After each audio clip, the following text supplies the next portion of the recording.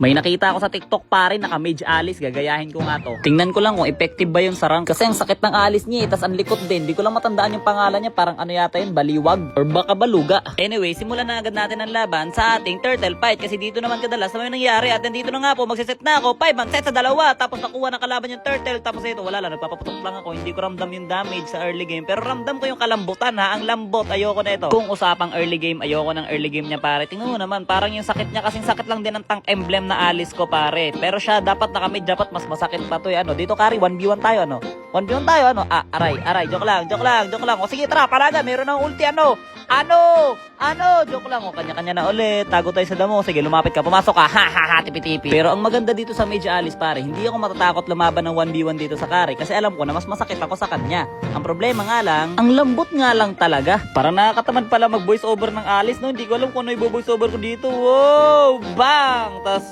yun lang. Kasi naman pare, naglalakad lang ako ng ganyan, lakad-lakad lang, bato ng first skill, sabay teleport, putok, tas lakad-lakad lang. O may ilang item na ako, baka naman kaya ko nang pumatay, baka naman kaya ko nang sumolo kill ng ganito, bam, sabay second skill, wow, grabe, wala, di pa rin talaga kaya, ayoko na talaga ng item na to, G. Pakitaan ko na lang kayo ng pangmalupitang set, what a 5-man set sa dalawa. Papatay ko sana si Freddy, pero napatay na siya ng aming Sicilion, kaya naman hinabol ko na lang dito si Christian. Akala ni Christian makakataka siya, pero no, it's a prank, nandito ako pare, I'm at your back, I'm at your service. Isa pang 5-man set pare, pero sa 4 naman, what a set, bang, bagsak, second skill, tapos tinunaw ako ni Carrie, kaya nag-recall na lang ako. O medyo luck item na ako, baka naman kaya ko na boomers, kahit low life lang pare, ano, hindi pa rin, hindi maka-burst, wala talagang kwenta.